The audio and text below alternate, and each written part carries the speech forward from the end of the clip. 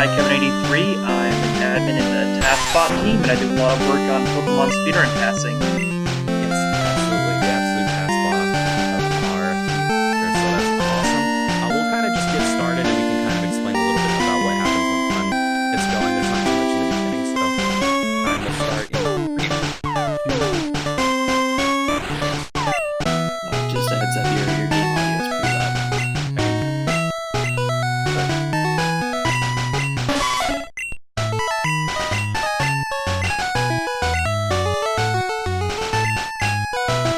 Alright, so we are going to nickname ourselves as well as our rival A, and that is, this being an original Pokemon game here, the text scrolling even when set to the fastest setting still. So letters are about one frame per letter.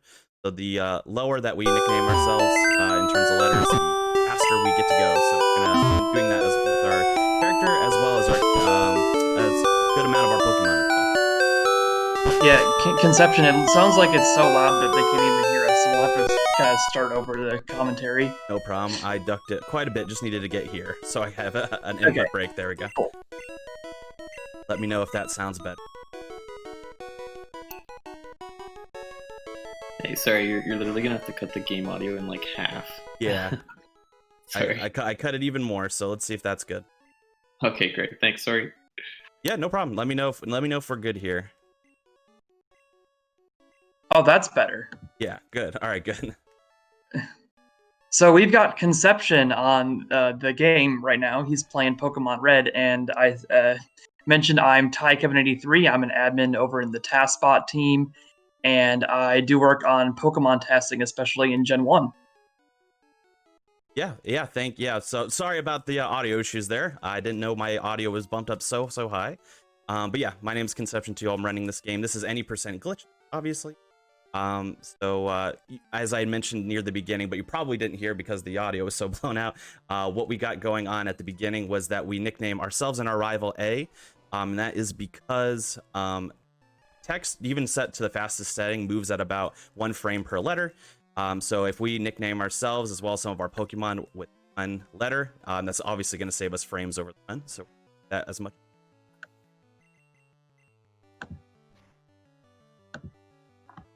Go. Then obviously we pick Squirtle. That's going to be our fastest option as well here.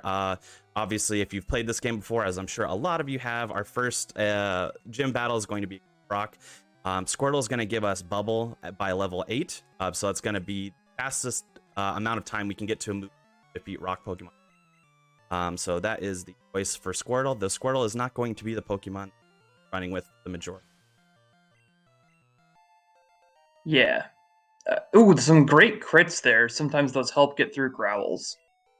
Yeah, not terrible, especially in a marathon setting. I'll take that rival fight. We did get a tackle miss there, I believe. I was still trying to mess with my settings a little bit, but that's all right. We got through it still relatively with ease. I also did take a potion from our PC in our bedroom right at the beginning of the run, and that it was just purely for safety in that fight alone. There is about roughly, I think it's about a 10% chance that you can die to that fight, which we need in for the RNG aspect. I mean, for the experience aspect, rather. So we take that potion just for safety, but I didn't need to. Yeah, but it's always a really complicated decision to take that in an RTA run, because usually when you're doing runs outside of a marathon, you don't get it, and then your items are in a different order because you go buy Pokeballs. So then you end up needing to make different strategy when you go to do your Nidoran manipulation and catch a Nidoran, because you've got your items in a different order than usual. Yep, that's absolutely true, and you'll see when we get there. Actually, instead of doing different inputs for the RNG manipulation, I'll just swap the items just to make it easier for my own brain, so I don't have to learn 2 different inputs. Yeah, I've done that pretty often myself. Yeah, I should have killed that. I don't know why. That's all right. I was thinking about RNG manipulation, but that's all right. We do need to kill 1 Pokemon here on the route. Rattata is a great option, so I don't know why I chose to run from that. That's all right, though. The other options we can get are obviously Pidgeys, which are a little bit slower. They only know Gust, whereas a Rattata knows Tackle as well as Tail Whip. So obviously, get some Tail Whips. It'll save us a little bit on our health. So it would have been nice to have killed that rat if I had not just been, you know, kind of glossing over it, but that's all right. We can find something.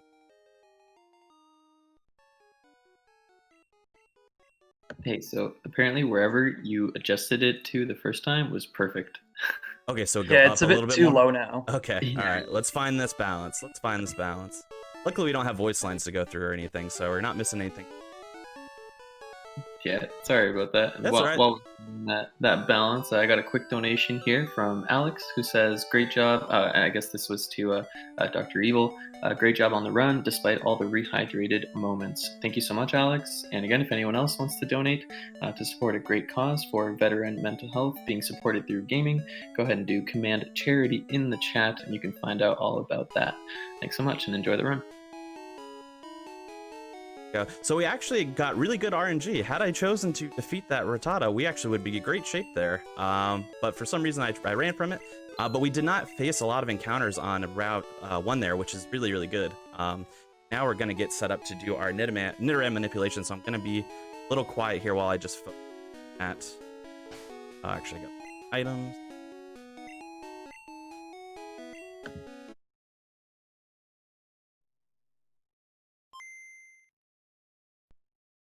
Yeah, Conception would have preferred to kill one encounter, but now he will be needing to get experience later. And that's just so that Squirtle will get to the correct levels to get a water move bubble before Brock.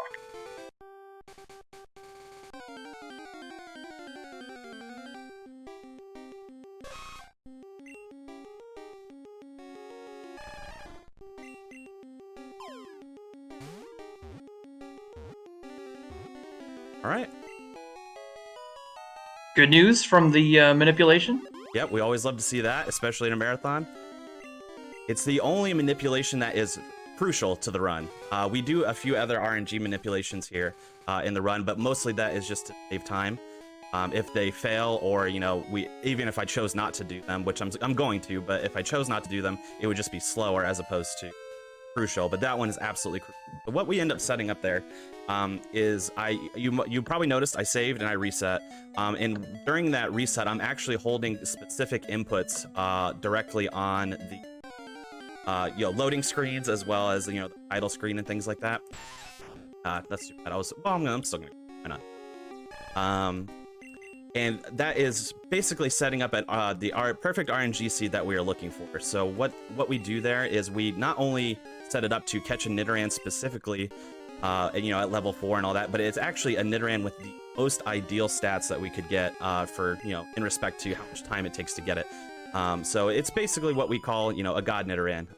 Excellent stats all the way around, almost perfect, I think, besides defense, which is just slightly below perfect. Besides speed, I believe. Okay, speed. Yeah, I knew it was the defense or speed. I couldn't remember what we got there.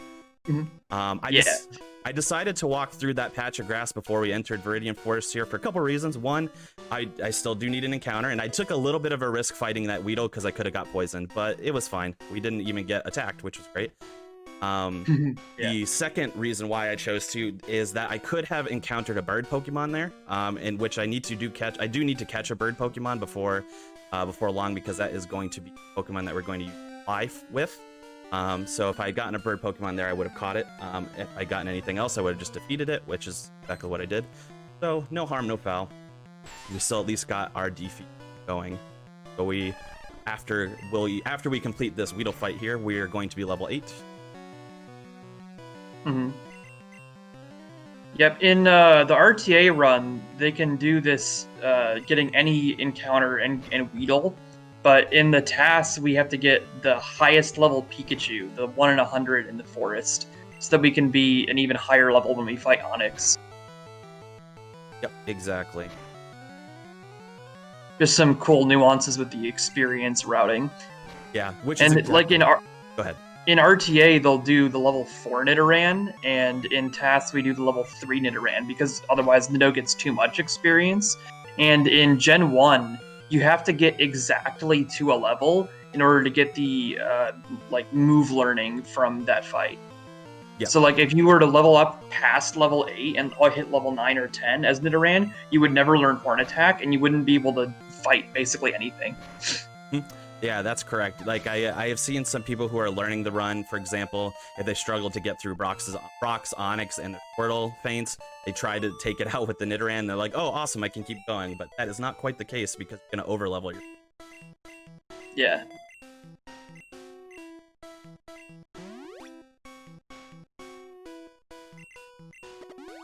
All right.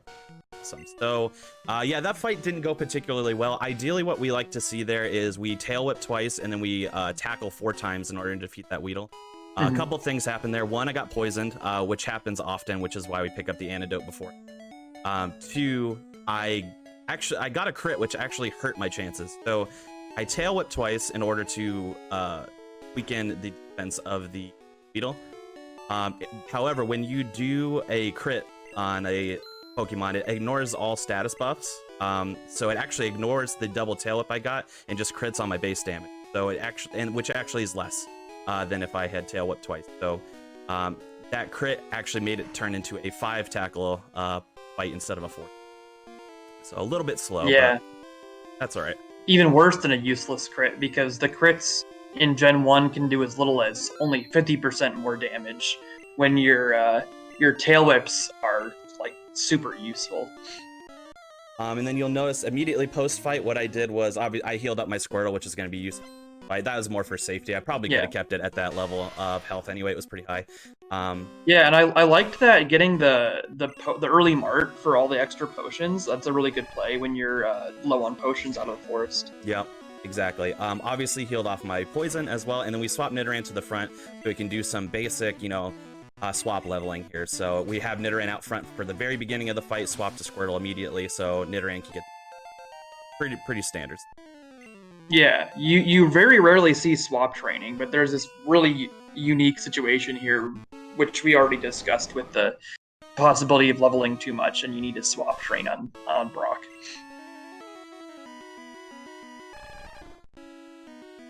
Well, even better that it failed. That's...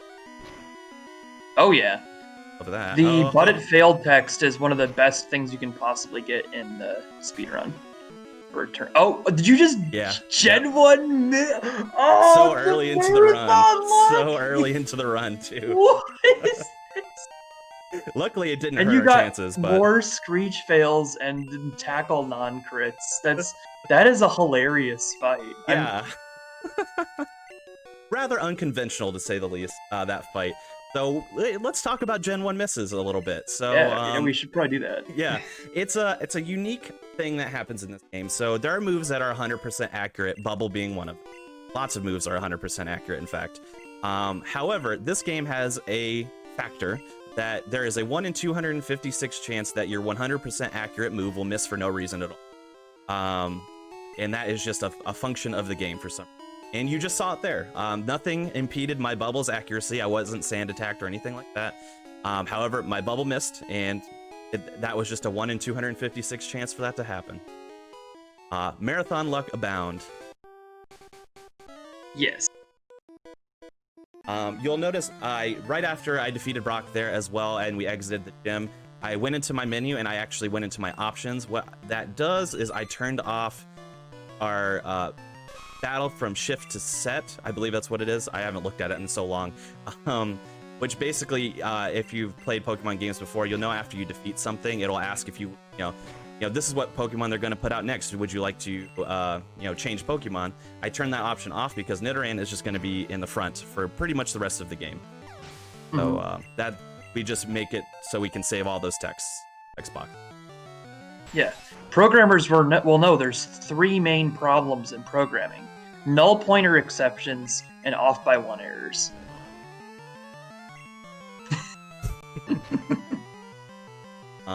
And you can see, we're kind of tanking a little bit here. Oddly enough, so this is a bug catcher. He's got Caterpie, Weedle, Caterpie. We get to talk a little bit here about something called badge boost. So string shot is lowering our speed, which is fine. Not a big deal, really. We actually want to get lowered by 1 because that's going to constitute a badge boost. That's actually going to increase our damage output. And that is just from after defeating Brock. When you get a badge, you get a boost to a particular stat based on So now that my speed was lower, then I had a boost to my abilities that actually helps our damage. You probably could explain that better, but that's basically what's happening. Yeah, I think you basically nailed it. It's just anytime one of your stats is changed, even your accuracy. Now, this is like a little bit of a complex situation. If you use an X accuracy, it doesn't change your accuracy stat. It removes the concept of accuracy from your Pokemon for the duration of that battle. If you have your accuracy or like evasion stages modified though, then that changes things and that will give you a badge boost. Unlike so like if you use an X-Act, doesn't give you the badge boost bug. Yep, exactly. And we will be dealing a lot with accuracy later on in the run, for sure. Of course. So this Shorts Kid is a little infamous here. We call him Shorts Kid because he mentions he likes shorts, so he's very yada yada. He's got 2 Pokemon, which are Rattata and an Ekans. The move that you don't want to see is the move that I saw first, which is Wrap. Wrap is fine. It's not going to kill us necessarily. We got it twice, of course, but it's really slow. So in Gen 1, when you're wrapped, you cannot do anything. You have to wait until the wrap cycle is over, which could last between 2 to 5 turns. So it just immobilizes you. In later gens, you're able to attack through wraps, but you cannot in this gen, and it just slows us up if we get wrapped, which I got twice. So marathon luck indeed. Yeah, I like to call that guy Eminem because he's the rap god. The rap god. All right, I got a new name for him. Shorts Kid is gone. Eminem it is. Well, he can still be Shorts Kid, but his Ekans is Eminem. There you go. Perfect. I love it. All right, so this trainer is relatively uneventful. It is unfortunate that we got string shotted twice here. We're going to be slower than which is not at all dangerous, but it spams Harden. If we had gotten to go first, we could have gotten attack off before it increased its defense. So now we will likely have to take an extra turn here in order to get its health down. Unless we get a crit, of course. So we'll see if that happens. And it's not as punishing as it could be because of the way that the badge boosts are helping us. So even though we got slowed by the string shot, we did get the benefit of the badge boost bug, making our attack stat higher. Got the classic useless crit there at the end, which was... And, well, that crit is still kind of useless. If it had taken the Caterpie out, then that'd been great, but, sure is the 2-shot, I guess. I think it was insured with all the times I was screenshotted anyway. But yeah, the Metapod is faster than us too, so same issue. It spams Harden. Would have liked to have gotten an attack off before that, but just slows us down a little. Yeah, we level up before this last Metapod, so all of our badge boosts get cleared, and now it's just straight up worse to be slow.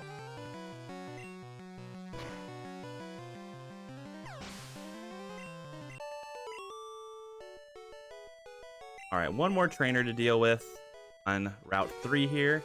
Another bug catcher. I'm hopeful we get a crit here, so I can save some EP of a Horn Attack, because I'm running a little low, so we'll have to see. So which Mount Moon manipulation are you going to be doing? Are you going to start inside Moon, or are you going to start from the Route 3 grass? I do enter Moon, so okay. I'll enter Moon and dip there. Yeah, I honestly use the same one myself. Yeah, that's the one I learned first, and I know, a lot of, especially the top runners will use a different manipulation that will start shortly after I defeat the but that was the one I learned first, and I just have not wanted to learn the second one yet. And it's, there's a negligible difference in the route that I run currently, so it's worth it. Yeah, that helped. That helped, for sure. Feel Smart Man, that's the effect where when any of our stats get changed. So, for instance, if we get string shot and slowed, or if we get leered and our defense goes down, then any badges we've already gotten, like the attack boost badge from Brock, get multiplied again. So they give us a 9/8 boost to our attack by default, but then there's a bug and causes us to get another 9/8 attack.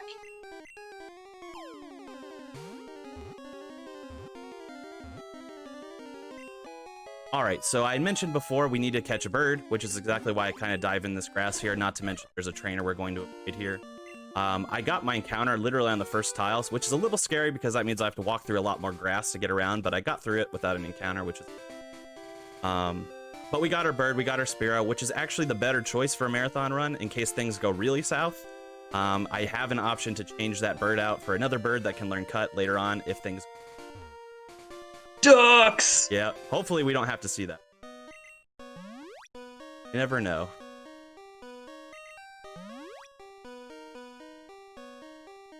All right, and then I'm gonna focus big time on this manipulation.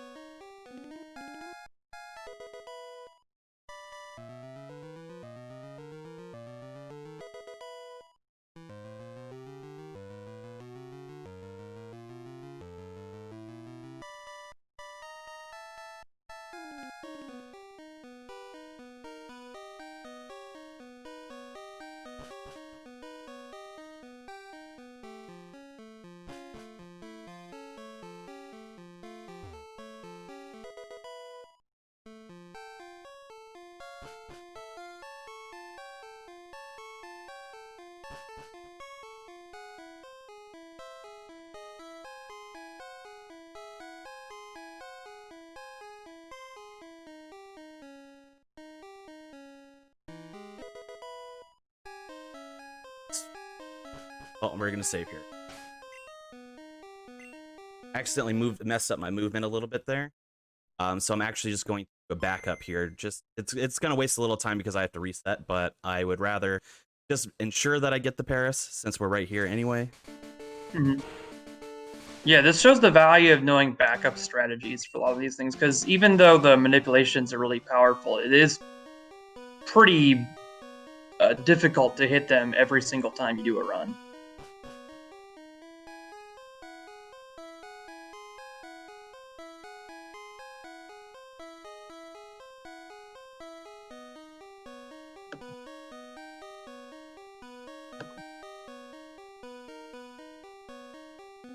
Do this one a little bit differently.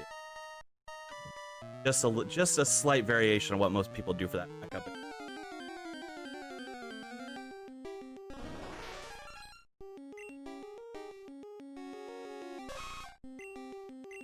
That might have. Excellent. Nice. Yeah, so a lot actually happened there. Yeah. That Paris is super useful because it can learn dig and cut, and it also, I guess it's kind of not perfect because it does have a bit of a long cry, but it can learn so many of those utility moves that we get Paris over anything else. Yep, exactly. So obviously, if you're a little bit confused as to what you saw as I'm walking through Mount Moon, and you're not seeing any Zubats, which is pretty, pretty normal. What happened was similar to what we did for the Nidoran earlier, of course. Similar to what we did for the Nidoran earlier is oh my gosh, 2 tackle miss. I manipulated the RNG to make it so that I am walking in a specific path, that I'm not hitting encounters, and I'm also pressing A on very specific frames as well. So that, that helps buffer encounters as well. So little bit confusing as to what's going on there. I'm actually... Yeah, the easiest way really to explain it is just that when you have an old game console like this, it acts the same way every single time you turn on the console, as long as you do the same inputs. And there's these, like Conception mentioned, there's these things called buffers, where there's huge windows where we can press a button and the same thing will end up happening on the console. We just have these scripted manipulations found where we know you press these buttons in the same sequence, and you will always get no encounters. Yep. And then I messed up my movement by 1 tile at the end of the very first manipulation that I was doing, which you can actually extend it entirely and do it all the way to where I ended and caught that Paris without having to reset. But I fat thumbed my arrow key and moved a little bit farther than I wanted to. So that's why I saved and did a backup manipulation just to ensure that I was going to hit it. I got very unlucky in that fight, unfortunately, and ended up dying, which is exactly why I saved here in the first place. Hopefully we get a little bit better shot. I also set up poorly on the Rattata anyway, so I'm kind of glad to get a better shot at it. Yep. And we planned for this fight going poorly, so yeah, that not the end of the world. Yeah, that is baked into the estimate for sure. Because it's very easy to die on this fight, especially if you get things like supersonic all the time. Mm-hmm. Yeah, there's even a couple different routes now that fight an extra encounter and a trainer on Route 3, I believe, so that they don't have to fight this trainer in races. Yeah. Yep, and then you'll encounter this trainer at a higher level, which obviously guarantees a bit more for you. I have not learned that path yet, so I am doing it the old-fashioned way, but we got through it the second time. Yeah. Of course. Yeah, this one's like pretty similarly fast. It just has that extra variance with the fight being kind of risky. Of course, we had an encounter the tile right before I'm gonna menu, but okay. All right, so we're gonna do an extended menu here. We're going to use the rare candy that we picked up to evolve our Nidoran into Nidorino. Then we're going to teach that Nidorino Water Gun. Weird that it can learn it, but that's Gen 1 for you. Then we're going to use a Moonstone to evolve Nidorino into Nidoking. Then we're going to teach Nidoking. Then we're going to teach Nidoking Mega Punch. So quite a lot going on here. Yeah.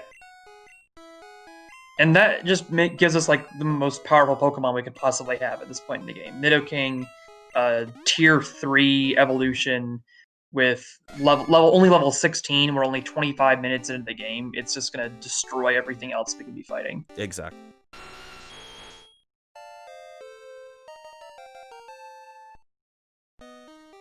Not to mention, we use it exactly the same way in tasks, and it does the same thing for us. We just don't need to quite rush getting Nidoking quite as quickly because we don't fight barely any extra trainers in tasks. In the RTA run, they'll get all these extra trainers in early so that they can hit level 16 a bit sooner and get that extra power of Nidoking as soon as possible.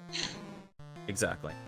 So yep, now we got our tier 3, super powerful Nidoking. We're going to be using Mega Punch quite a bit in this part of the run. Now, Mega Punch is a very interesting move. It is a very powerful move, which is exactly why we pick it up, but it is a move that is not 100% accurate. I believe it is 85% accurate, if I remember correctly. Yes. Slightly less than that if you want to get super technical. Oh, well, yeah, with your Gen 1 misses. Yeah, so it's probably like an 84.6 something. Yeah, and there's some rounding with 8-bit math, but yeah. Exactly. So that puts us in a few interesting positions if we continuously miss Mega Punches. Luckily, all of them landed there, which is great. So we got through that. But yeah, we're gonna use it quite a bit for the next few badges at least. And it can yield some interesting results. We'll put it that way. We pick up Helix Fossil simply because it's the quickest to do. And as opposed to making the NPC walk extra tiles to go around us and have him pick Helix. So pick Helix because it's fastest, and we get out of Mount Moon as fast as we can. And we are free. So that was the whole Mount Moon thing. That is 2 of 3 RNG manipulations that I'm going to do run. So first being Nidoran, then now we got Mount Moon out of the way. And we're going to do another one in just got some time.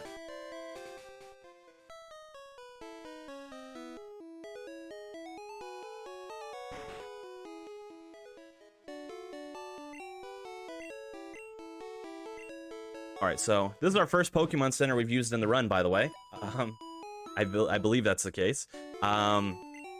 And we use it, obviously, not only to heal up our Pokemon, but it's going to be a nice base for us later on for us using Dig. But if you want to talk a little bit about instant text, that would be great.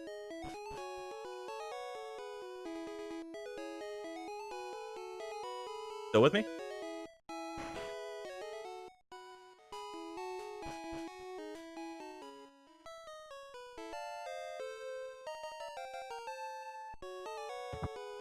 Are we here? Everything good? Yep, I'm back. Okay, sorry. I threw to you. I didn't know you left. I said if you wanted to talk. I had to mute a second because I just got a new dog named Jerry, and he is a very, very big fan of people coming to the door. Ah, gotcha. Well, awesome. Mm-hmm. We love dogs. I have a dog of my own. His name is Jabba. Oh, He's in the cool. other room with my fiance. Yeah. So if you want to talk a little bit about instant text, while I hope this fight goes well, yeah. So basically, what happens is when you go into menus in the game likes to say, "Hey, you're going into a menu. I don't want to slowly print all the text in this giant menu. I'm going to set a variable to 0 for how much to delay between each character printing." And in one menu in the game, when it does that, it sets it to 0 and then never sets it back to 1 after leaving the menu if you close the bike shop with B. So you just end up with this like carried out instant text effect. And you can retain it as long as you never go into one of the menus that would do that same thing where it sets the variable to 0 and 1 again. So you can never use any items while you're in this instant text state. You're just stuck YOLOing until you get to the point where you would lose it anyway. Like if you learn Thrash, there's that yes/no text box, and that does the thing with this instant text variable change. Or when you go into Bill's house and have that little conversation with Bill. So you go down and talk to the bike shop owner because that's the one place where there's this bug where it doesn't set the variable back, and now you have instant printing text for forever. Yep. So that it makes it very interesting. So obviously we're on Nugget Bridge here now, just passing our second rival fight there. So you can obviously see the text is just moving super fast. That rival fight one could go poorly, and it almost did, but I actually got really lucky. The way it could go poorly is if the Pidgeotto that our rival leads with uses Sand Attack, which lowers our accuracy, and it lowers it by 1/3, I believe. That's the number, but Yep. basically, so making our 100% accurate moves down to 67 and things of that nature. So hitting these moves, if we continuously are missing moves, we might have to heal, for example, to stay alive or something like that, which would make us lose instant text because we can't use any items or go into any. Have we talked about Red Bar yet? We have not, no. It's a great opportunity to do that because when you're on this bridge section with Red Bar, with instant text, you also usually want to be in something called Red Bar. Red Bar is when your HP is below 10 out of 48 on the pixels of the HP bar there's 48 pixels long, and if you're below 10 of those pixels, then it'll start blinking and having this alarm sound. The alarm sound makes it so that none of the other sounds load, and it makes the game run way faster. So you really want to be in that red bar state as much as possible, but it's also dangerous. So when you're doing especially regular runs outside of a marathon setting, this is often the most dangerous section of the run because you're wanting to be in low health below 20% and with this instant text where you can never heal. Yeah, exactly. So a lot of runs, especially at the top level, can die here, I should say, because they want to make it as optimized as possible. Obviously, in a marathon setting, if I don't get red bar, whatever, I'll take the time loss as long as I'm still alive. That's all I really care about at this point. So exactly. So we'll you take might what not we get. Force red bar. Yeah. Which I definitely won't because my health is really high actually right now. I'm used to it being lower in regular run. Mm-hmm. That's perfectly fine. It's very safe, so we like safety. Safety's good. Yeah, and now you have safe instant text. Yeah, which means that I could keep instant text for pretty much this, the Nugget Bridge, and then the route that we're going into above. Well, pretty much the whole. Really is gonna. Eat to horn attack here, but I'm going to save some PP on Mega Punches potentially, so I might be able to skip the center if my health. Which we would do in a in a non-marathon setting. Anyway, I typically will take the Pokemon Center in a marathon setting. Safer, but I might not have to, depending on how lucky we get. Kai Hale, to give an example of that, when we do the tasks of Red is an hour and 29 minutes, and the fastest human run is an hour and 45 minutes. So having Red Bar perfectly through the whole run saves like 5 to 10 minutes out of that 16-minute difference. And there's so many places you can get it too.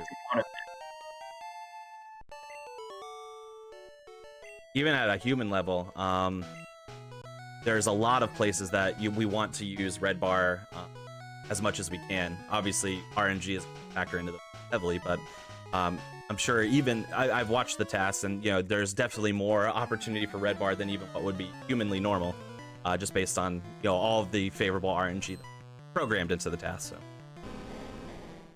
So the Red Bar saves a ton of time, on the order of several minutes. And as we said, it's when your Pokemon's health is below about 20%.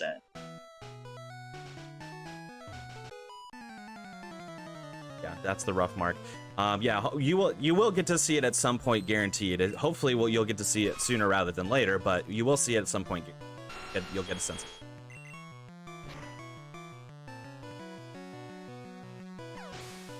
But yeah, right now we're just skating through this this route here. There's really not much of cause for concern here, especially since health is so high. Water gun that we taught earlier is obviously very useful on that Onix, so why we use it. Not to mention upcoming trainer who has 3 dudes. So that's kind of what we utilize water gun for briefly. We're actually going to teach over it pretty soon after this. Then we just basically skate through everything in hopes that whenever we use Mega Punch, it hits.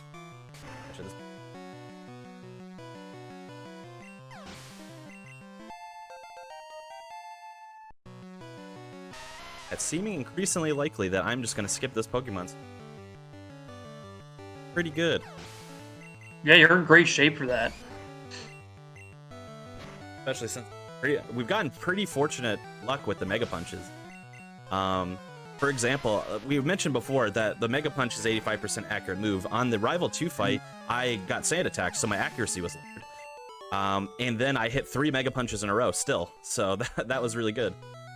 Is there any thought to using the center anyway to make it more likely to hold Red Bar after Misty? Yeah, that's the debate I always have in my head. Is if obviously when you use the center, your health is completely rejuvenated. So in a PB attempt, we'll actually almost never use the center unless something incredible happens or run out of potions or something. So you'll actually want to go into the Misty fight a little bit weakened. Typically in a marathon setting, I go in full health. However, I have enough Mega Punches. I have 2 Mega Punches left. I have 2 Mega Punches left and my health is really high. I would only need to use 1 potion. So I think it's where I'm gonna go for not taking the center. I'm gonna go for it. It could really go either way here. I'm gonna be 4 health off of full, so it's really not dangerous. Yeah, and that way you could at least do the center after Misty if I need and still get your instant text back. Yeah.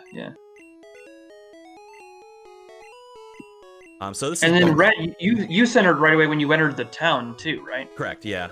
Yep. So you already have your dig waypoint set for when you go to Vermilion and need to dig back. Exactly. Yep. So the waypoint is set. So we already have it set up there. The only reason why I center in marathon type runs here typically is to save potions for one, and just to make it so I'm full health anyway, not having to use. But and also if my Mega Punches go poorly. Oh yeah. So I don't have enough left. Would we have time for a couple quick donations? Yeah, go for it. Sweet. So first off, we have $20 from Anonymous that says, "May RNGesus bless you, Conception, and all other runners this marathon. Good luck." Thank you so much. And then we have a tip, And then we have a $50 donation from Romeo saying, great effort, keep going. Thank you so much, guys. We are approaching the $200 mark, which is great. If anyone else wants to donate, you can go ahead and do command charity in the chat to find out all about Stack Up and the great cause that we are supporting. So thanks so much, and keep enjoying the run. Yeah, in that vein as well, one thing that I always love doing that's pretty popular with Pokemon runs, marathons, is if you ever want to like shout out your favorite Pokemon in your donation comments or anything like that, feel free to donate the money. Sometimes people even donate towards like the Pokédex number, which is interesting. So if you want to go ahead and do that, I would love to hear what your favorite Pokemon are. Obviously, it's for a great cause too.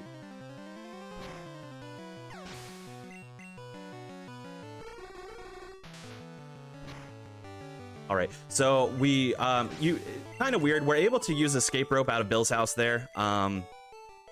Just because you can, for lack of a better explanation. You're just able to, so we do.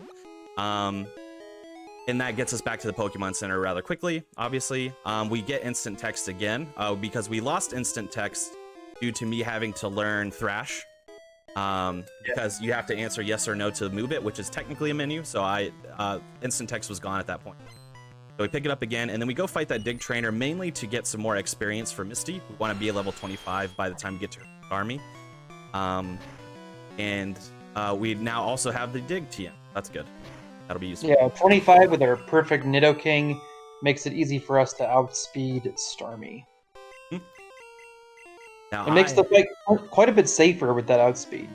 Yeah, especially since my health is high. Well, now I have the very fortunate luck that I get X defend more than anybody I've ever seen in this game, which is like one thing that can make the fight complicated. But it's still pretty safe because you could just swap out and get instant text again, especially in a marathon setting. It just wastes a little time. Bubble Beam is the real scary one. We didn't get X defend, which is good. Water Gun is perfect. Water Gun is exactly what you want. Water Gun is amazing. So pretty textbook Misty that went on. I was a little nervous that the trainer we fought before Misty was a Goldeen, and it has Supersonic, which it used. Luckily, it missed. Good. But that's like the one thing that can make it, that fight a little bit worrisome. That Goldeen also knows things like Peck and Tail Whip as well, so it could have used any other move. Or I could have crit it and killed it in one shot, all kinds of. Supersonic is the one. We got by. Yup. So we are through Misty. That's 2 badges down. And we still have instant text, and I didn't have to get it again, so that's great. One thing you might be at this point too, I always like to highlight this around this time. You might be wondering, all right, so my estimate is 2 hours and 5 minutes, which is a little generous. That is like a worst case scenario run for me. In addition to that, we have 2 badges, and we're like not too far from halfway point in the run. So you're like, when am I going to get the rest of the badges? Plus we got to defeat her and all that. Don't worry, just hold on to your horses, because you'll see how fast we end up going at the end.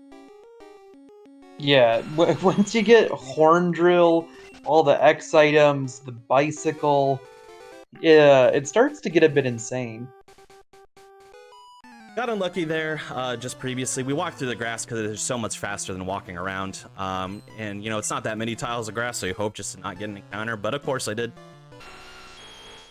But, yeah. Yeah, and you don't want to see any of the trainers, of course, in that area. Yeah, of course. Yeah, we walk explicitly around in that second patch of grass to avoid that bug catcher trainer over on the right-hand side. And then we only fight these 2 trainers because they're blocking our way into...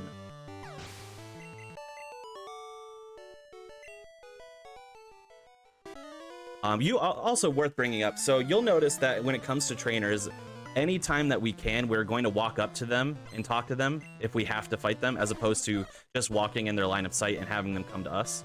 That is because NPC trainers like that move at about half the speed we do. So if they are walking towards us, not to mention the animation of the little exclamation point that pops above our heads, really slow, it is a lot faster to avoid that exclamation point animation, but also walk towards them. So that just saves us some time over the.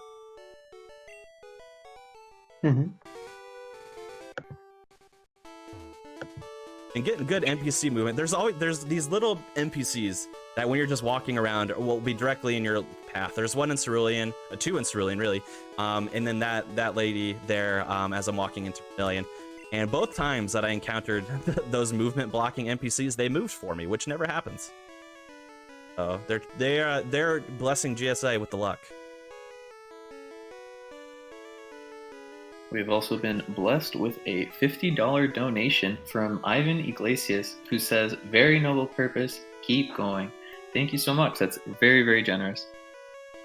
Yeah, excellent. Also, A+ segue there. That was awesome. Thank you. So we are on the SSN. If you played this game as a kid, you might remember all the exploration you could do, popping in and out of rooms and fighting trainers and getting items, and we're just not going to do all that. I'm sorry, it takes too much time. So we come directly to the end where we fight our rival, and then we talk to the cut master afterwards, and you just go fast. And by directly to the end, you really do mean the end, because you have to walk an extra tile to give room for the swag Gary walk to be shorter as he leaves the room.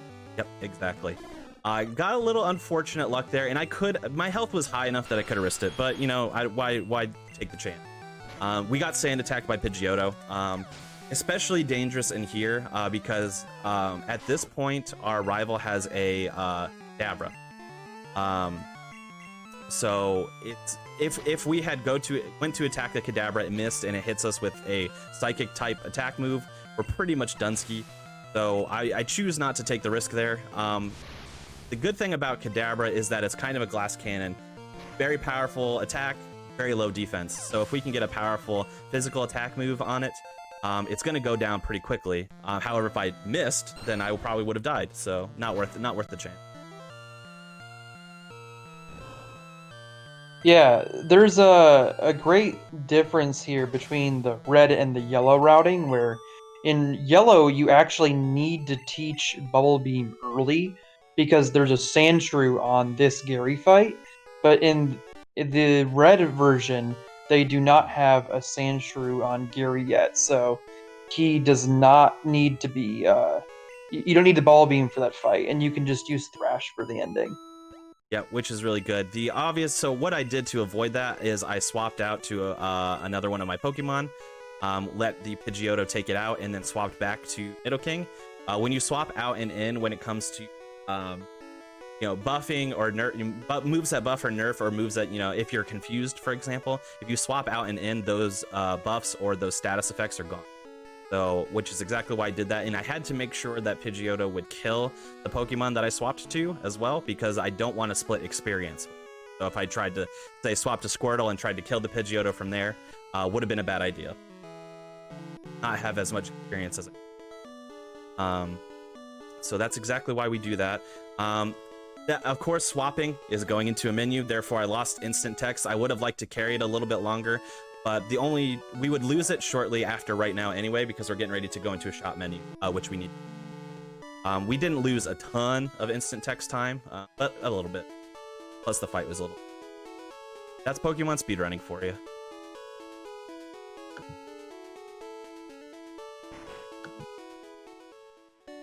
All right, so in this route, there's a lot of variation as to what people do here in terms of this running community. What I'm going to do, and what I think, in my opinion, is most marathon safe, is I'm going to get 4 repels here, or paralyze heal. And that is just because there are certain Pokemon coming up that will cause us a problem and potentially paralyze us. So those are obvious safety. There's a variance into how many of those, each of those items that people grab here. That is what I grab personally. And we're going to teach a series of moves to, we're going to teach 1 move to Nidoking and then 2 moves to Paris. And we are going to save for our 3rd and final RNG manipulation of the... And the easiest one. By far. By far the easiest one, which is great. Now, another great point about Paris as a friend for all of our moves that we need to dump, the cut and dig.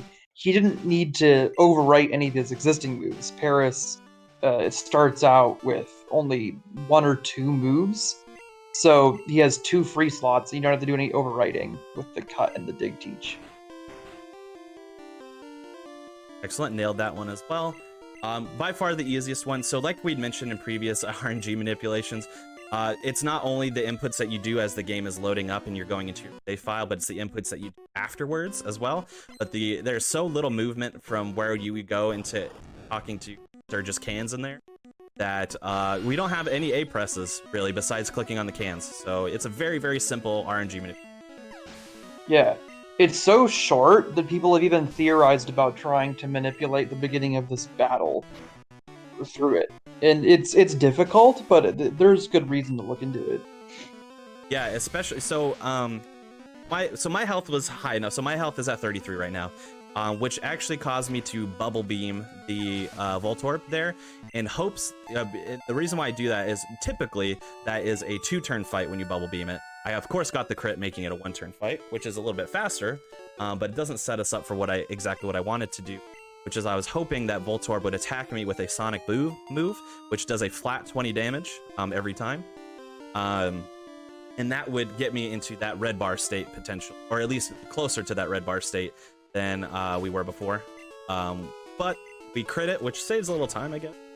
And it also makes makes those later fights safer. The other option, if your health was already low, is that you would thrash the Voltorb, which you would kill in one shot. However, you would have to hope to get a 4-turn thrash, or get confused and swap in and out, obviously.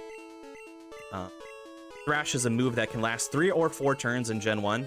However, after the move is complete, your Pokemon will be confused, which is exactly why whenever we use it, we do so in the ways that will not cause the confusion to happen ever. If we get a 3-turn Thrash there, obviously that makes things... We didn't even have to worry about it. Yeah. There's some fun there with being able to dig out of the fan club, because they did fix that in yellow, and you have to walk all the way over to Diglett's cave to dig back to Cerulean City. But in red, you can just dig straight out of the fan club. Right? Further extending on Nidoking's ridiculous moveset, we're going to teach him Thunderbolt. So if you're keeping track at home, right now our Nidoking has Mega Punch, Thrash, Thunderbolt, and Bubble Beam. So, And that's the first of our final moveset. Yep. I'm gonna save here, only because my health is fine. I'm not really worried about it, but I do only have 1 Mega Punch, which, as we talked about, a Mega Punch is not a 100%. So what I'm going to attempt to do is Mega Punch this first Oddish and then Thrash the rest, which makes it... If we miss, we could encounter some weirdness. Can't hurt to say. Yeah, this fight is notorious as 4-turn Thrash fight, because back before we could do full moon manipulations and get Mega Punch, we didn't have Mega Punch to do at the beginning of this fight and kill Oddish. And so we would have to go in from the start thrashing. And you still have to do that in yellow, so... This fight is still pretty notorious as the 4-turn Thrash fight. But now, with being able to do the full moon manipulation, we get Mega Punch in the middle, and then Mega Punch allows us to only need to use Thrash for 3 of the turns of the fight. Precise. And then because got the task guy here, I gotta mention, please. In task, we don't have to worry about it. We just manipulate getting a 4-turn Thrash. Yep, exactly. Yep. Pass makes all of these strategies go out the window because it just makes the game do what you want it to do, more or less. Which is great. I wish we could. I sometimes wish the task strategies are human viable, but it would be really, really difficult. All right, so this fight we bubble beam at the beginning to take out that Caterpie first, and that is purely because there is a chance that this Venonat will not go down in one shot with my Thrash. It's pretty favorable to do so, but there is a chance.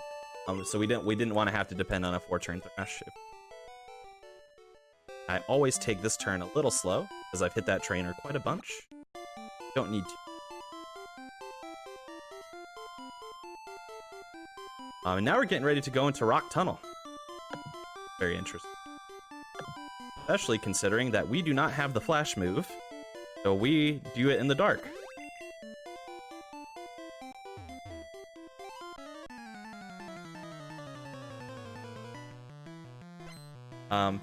Flash. So Flash is an HM move. It's not a move that we have at the moment. So it makes it so luckily there's enough in Rock Tunnel that we can see. So we just navigate through Rock Tunnel basically based on memory. You know, you kind of learn how to do it. But yeah, even if we wanted to get Flash, which is obviously slow, what we would do is we'd have to go and we'd have to have 10 Pokemon caught, I think, for fun. And then we'd have to go through Diglett Cave and stuff like that. It just is way out of the way. It's not ever worth it in terms of going fast. So it's just easier to learn, kind of memorize where trainers are and memorize the path through.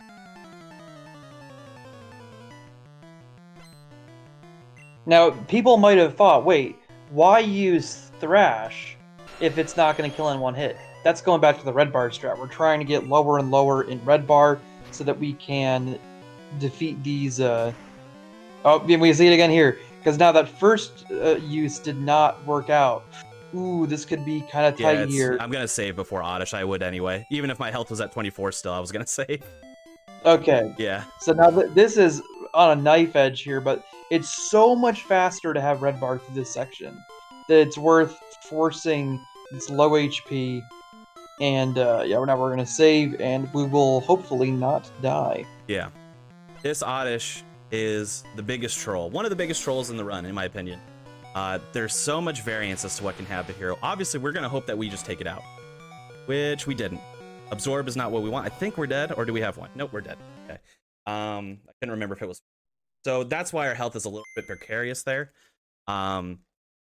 Well, one, we could just take it out and Thrash. There, it is a range. Or obviously, if we crit, that makes. But basically, the hope is that we kill it. However, there plenty of times we're not going to kill it. But even if we don't kill it, there are options that will still keep us remotely safe. One, if it uses poison powder, it won't work because we can't be poisoned as a poison. Two is stun sport, which is less favorable, but we do have paralyzed heals, so we maybe get out of it. Yep, so we got poison powder there, which is good. Nice. The worst is sleep powder, obviously, because it's going to put us to sleep, and we don't have anything to heal that. So. The worst also would be if you didn't get the Bulbasaur range, because Bulbasaur is also a range. Yes, much more favorable, luckily, than Oddish, but still ranged. I almost forgot to repel there. So you saw earlier when I entered Rock Tunnel that I used a repel, and it would have still kept going past Oddish Girl a little bit had I not died and saved and quit. When you save and quit and reload the game, your repel tiles are not saved. So I had to use a repel right away, or else I would probably risk running into Pokemon. Luckily, I remembered within like 3 or 4 tiles. But I've done that a lot, died there and reloaded, and then be like, all right, let's continue moving, and then all of a sudden just hit an encounter because I forgot to repel.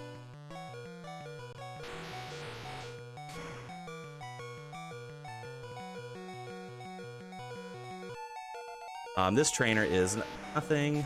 3 rock types. We have Bubble Beam. Does not affect this whatsoever. And you can see how much faster things are moving in this red bar state. It's skipping Pokemon cries. It's skipping level up jingles. It's making it so I can act that much faster. Yeah. To going for. One of the best fights of the task is that hiker fight, because you don't have any bubble beams, and so you defeat all the Geodudes in the Graveler by intentionally using Thunderbolt and then making them self-destruct, and Gen 1 miss the self-destruct. So they all kill themselves and don't kill you. And it works out super fast because in Gen 1, the self-destruct doesn't make their health drop slowly, it just instantly disappears. Yes. Which... didn't want that. I was hopeful to not get quick attacked by this Pidgey, but we got quick attacked by the Pidgey. So, I'm going to have to heal for safety. That is purely because we have one more encounter before we make our way over to Celadon. Well, not one more encounter, one more trainer, rather. And that trainer has a Growlithe and a Vulpix. That Vulpix has a percentage, it has a chance to quick attack us. We would die if it happened. So I'm not going to risk it. I wanted to keep red bar all the way through our rival fight, but there is a chance we get quick attacked again and then get slapped back into red bars. We'll see. But it's definitely a gambler. A gambler. Now, with my history running this game, I've seen quick attack from the Vulpix less than 10 times, I bet, in my sorted history running this game. But I know for a fact if I had tried to risk it, I would have gotten it. So it just feels right. You know, you have hard statistics. I mean, Kevin will attest to this as somebody who runs a task. There's hard statistics, but there is also just like personal, like, you know, what's the word for it? Superstition. Like whenever you want something to happen, it won't happen. It's just, I don't know. Yeah. Well, isn't is. the Growlithe also a range there? I think it is a very, very favorable range. Like, yeah. In the 90s, if I remember correctly. Yeah, that's your like main point of like possible damage on that fight. There we go. Oh yeah, there. I usually use an audio cue there, but I forgot to listen. I like to count bike pedals. What Conception's doing here is there's an elixir and a full restore, or elixir and nugget. There's an elixir and a nugget hidden in this underground, and you really want to get those because one, the nugget lets you buy a ton more items, and the elixirs are super rare throughout the game. You can't buy them, and they're only in a few very specific locations. So speedrunners memorize the location of those two underground items so that they can go faster and not have to take centers using the elixir instead, and also get more X items, which they can use to do more battles faster. Precisely. We're gonna... I picked up an ether earlier, and we are gonna pick up 4 elixirs count total through. But yeah, now this is like our this is our last shopping trip of the run, believe it or not, but it's also like a very extended. You buy a lot of stuff here. We bought so far we bought a TM, which TM07, which is rail. We also bought super repels, super potions, and revives. In a standard like PB attempt, I wouldn't buy revives at all. This is purely a marathon race protection method. So if I do die, I have revives and can protect myself. But I buy revives there as well. I then bought a Pokédoll, which we'll go into what we do with that in a little bit here. I then go to that vending machine, get a soda pop, talk to this girl, give it to her, and she gives me a box slide. Go back to the get a fresh water, which we'll give to a guard later on, so we can pass by. Then last bit of shopping here is our X items, very important. Buy X accuracies, X special, X speed.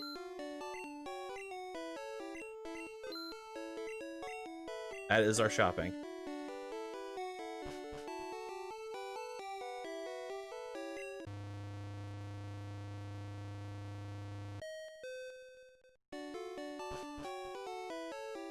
Got any donation reads for us here while we get to the Fly HM? Not at the moment, but I will remind everybody that this event is to raise money for charity for Stack Up, who do support veteran mental health through gaming. So you can do command charity in chat to find out all about that. And any and all donations are very much appreciated, as obviously it's going towards a great cause. So yeah, thanks, and keep enjoying the run. Oh, Conception, I don't know if you're aware, but you can bike to the Fly House, and it's slightly faster. It is faster. Okay, I thought it was, but somebody had told me in my chat a little, it was a few months ago at this point, but that it was slightly slower if you don't perfect the inputs. So I just... Yeah, it's like 10 frames faster, so it can be slower if you don't perfect the inputs, but you gotta miss by a pretty wide margin. Okay, gotcha. That's good to know. I will do that going forward in runs in the future. I don't recall if I used Super Repel there. I think I did. I'm gonna check just to be safe. Did I use one? I did. Okay. Thought so. Yeah, I couldn't remember. You know, sometimes, especially I've been running this game for a bit now, and you know, sometimes things feel automatic, so you never know. Like I don't have a memory of doing that, but you know, it's kind of like riding a bike. You just do it sometimes. Had to check. Because we are now in Lavender Tower. One, we have a rival fight here, but this rival fight is pretty uneventful, especially since the thing of note. Oh, cool, we did get a quick attack. So we'll have a little bit of red bar. Well, one thing of note here is if you've played this game before, you might remember that if you try to go in this tower and you don't have an item called the Sylph Scope, you will encounter Pokemon that are just labeled as Ghost, and then they will chase you away, and then you have to leave the tower. We have a not a workaround. What's a sequence break? I guess is what I would put it. Where we do a few things here. One, we super repel, so we will not encounter any of those ghost encounters. But two, when we get to the final ghost, which is meant to be the ghost of the Marowak, we will use the item called Pokédoll, which enables you to run away from any encounter without fail. Now this, you might be thinking, is that a glitch, right? You know, this is the any percent glitchless category, and it is not. Not too long, probably like, well, actually, it's probably like half a year ago now at this point. I don't remember. Yellow source code was leaked, in which on the yellow source code, it was mentioned that per design that this was an option to be able to evade the whole game, and just go through it. Correct me if I'm wrong, Kevin. You might know a bit more information about that, but it is a design portion of that you're able to kind of circumvent the game corner and not have to get this. Yeah, might not have been like intended per se. There was like a leak a while back of some internal documentation where they had like noted it as a bug, but they couldn't fix it. But the point is that like we don't treat it as a glitch because there's no way for us to know what's a glitch. Well, the definition of glitch is so arbitrary. We just like cut it off as no, you're allowed to skip the game corner. We had to make a decision one way or the other. The way that's faster is to use the Pokédoll, and it appears for all intents to not be like breaking anything else. Like you can't go get a level 100 Mew because you use the Pokédoll in Lavender Tower like some other glitches. So exactly, it's not very serious. How I kind of choose to think about it is that, you know, I'm using the Pokédoll to run from a Pokemon. That is how the item is designed. Therefore, I don't think it's a glitch because I'm using the item as it's intended to be used, the overworld sense. So that's kind of how I choose to look at it. You know, I'm not game breaking. I'm not going out of bounds. I'm not, you know, performing specific sets of inputs to corrupt save files or anything like that. No, I'm using the item as it's designed. Yeah, we did create that classic category to match the Japanese runners because there's a whole separate community of people who run the game in the Japanese language, and they generally they don't allow instant text or the Pokédoll glitch, and they also don't allow the sort of like save and quit manipulations. So they're doing older tricks to get good Nidorans. We called that category classic. The game is certainly a classic. Whether or not the category has called it. That's definitely. Oops, I went an extra tile there, a couple extra tiles there for no reason. Another fat thumb on my D-pad there. Let's act anything. Okay, so here's that ghost of the Marowak that we kind of discussed earlier. We're gonna do some item swapping here, and use the Pokédoll so we can. And you probably noticed that as well. So I right after I got the HM for Fly. I did an extended menu where I not only taught some moves, you know, I taught Rock Slide to my Nidoking and I taught Fly to my Spearow, but in addition to that, I also swapped items up and down in my menu, and that is just purely for ease of access. The items that I'm going to use most commonly, I want higher up my list, because, you know, after any fight, it will reset my position in the bag. So, like, even if I was, like, halfway down the bag and then I get into a fight, it's going to start at the top of the bag. So it's exactly like, for example, we move bike up to the front because this game does not have the select button function, so I can't just press select in order to hop onto my bike like they start doing in Gen 2. Every time I want to go on my bike, I have to go into my bag to use it. So that's why we just move our most used items up as far as we can, so we don't have to continue to roll into our bag. It's item management. Oh yeah. Now we get to talk about X accuracy. I want to give a little bit information as to what we use X accuracies for. Yeah, I think I mentioned it very briefly earlier, but the X accuracy in Gen 1, it doesn't just like give you an additional stage of accuracy. or evasion, it doesn't do that.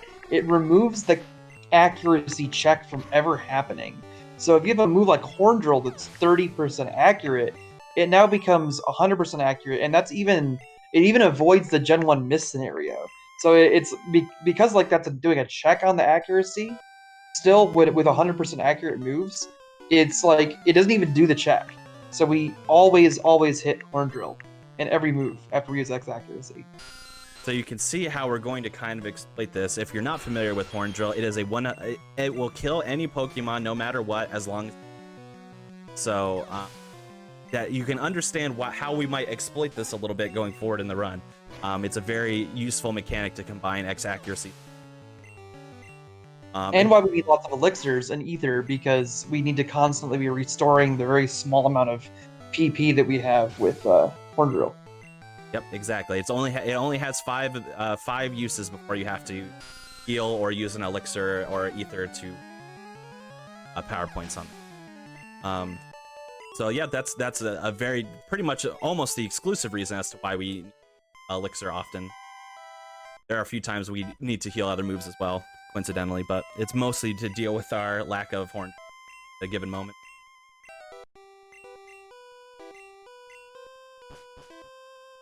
Def Mute, you can get glitches at like the first minute of the game in so many different ways that I mean you can get glitched mons in that grass in yellow and red, whatever you want to do. These games are completely broken. Yep, that is for sure the. So we have completed our Lavender Tower sequence there.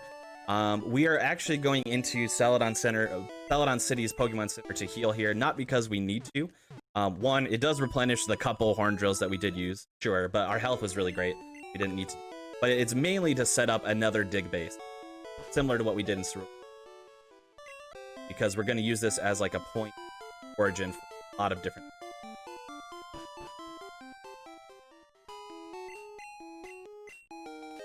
Here's the guard that I mentioned we are going to give the water to, and that is just so we can pass it on into Saffron. We're going to go into Silphco, now that that is open. Take care of Team Rocket more.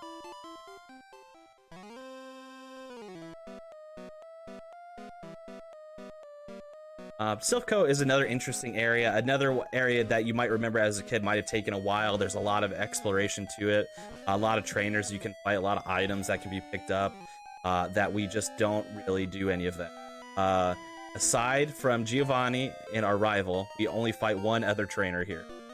Two other trainers, but there are quite a number of other trainers that we could fight here. Skip by all of that. This one, it has just an Arbok. Couple ways you could deal with that here. You could use an X accuracy and a Horn Drill, which is an attack. I'm going to opt to save that X accuracy just in case. And also in hopes of getting damaged a little bit like I just did. However, the risk in using Thrash is that it could take 3 turns. Arbok does have a move called Glare that will paralyze you. We didn't see it here, but I could have been paralyzed, but that would have been fine anyway. I have a paralyzed heal. Did get the 3 turn though, so a little bit unlucky, but not a big deal. We hop on that pad, hop back in order to get the card key, which is the item we need most to navigate through Silphco here.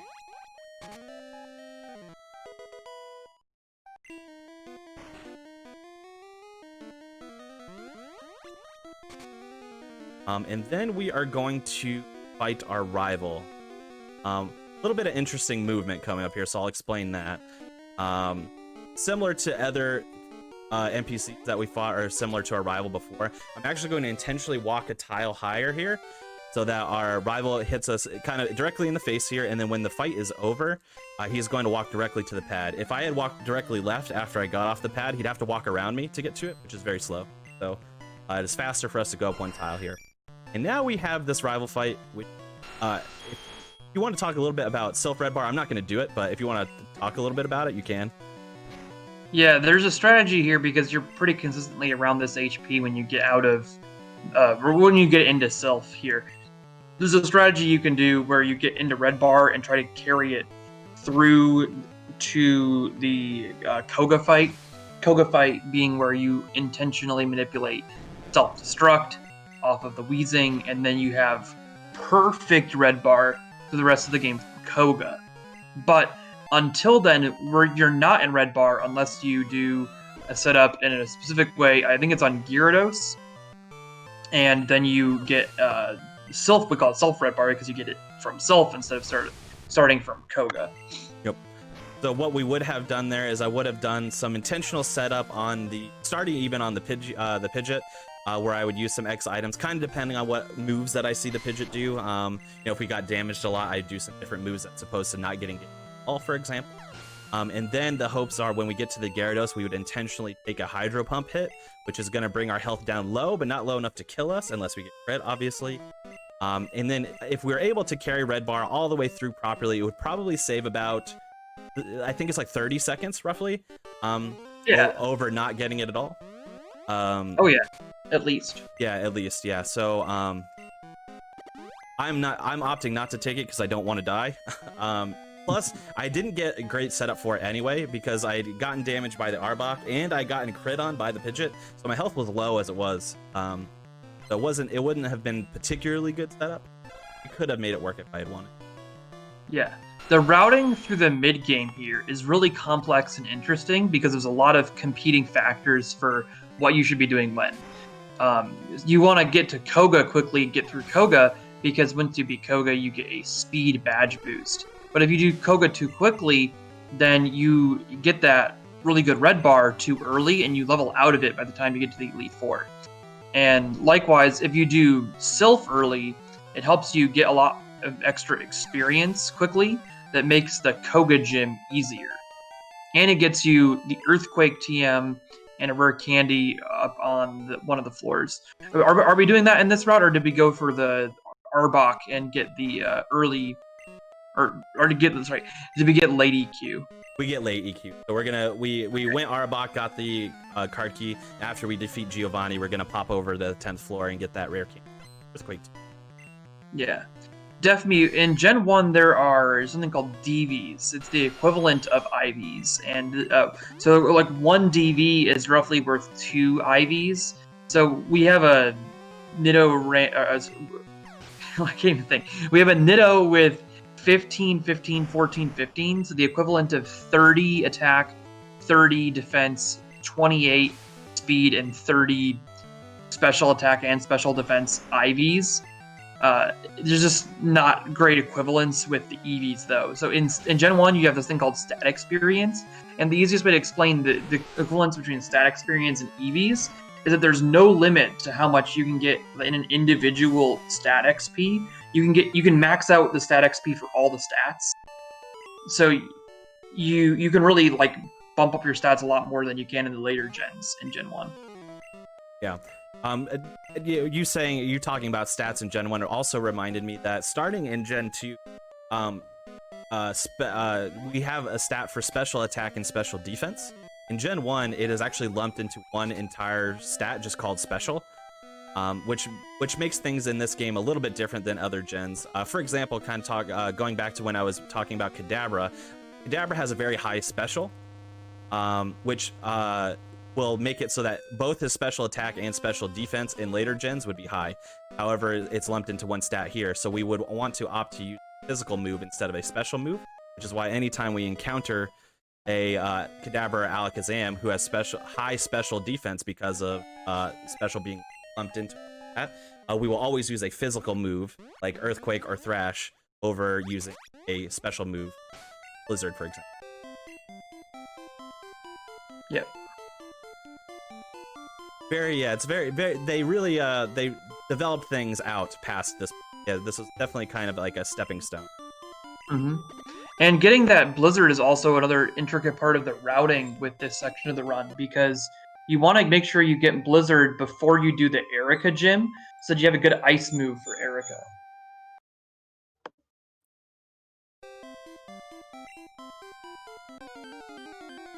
So, Snorlax here. I wish I could say we do anything cool with Snorlax, but we don't. We just...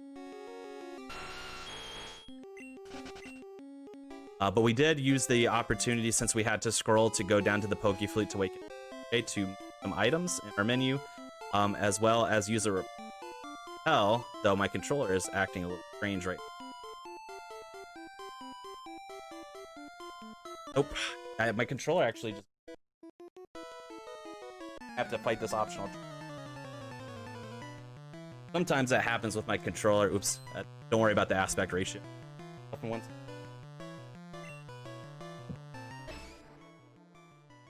So typically what you do is you hold B on this section so that you can't like automatically get pulled down cycling road. Yeah. But that can be really difficult to do if your controller isn't acting normally. Yeah. So I'll go into that because I do something very weird with my controller. So what I'm playing this game on, I'm using a real red cartridge. And I'm playing on the GameCube with the Game Boy Player attachment. So that's a common way to play it. So you're playing it on real hardware, obviously. However, one thing that I do is, there we go, now I got it. I also have a controller adapter so that I have a GameCube to PlayStation controller adapter. So I'm using a PS2 controller to play this at the moment.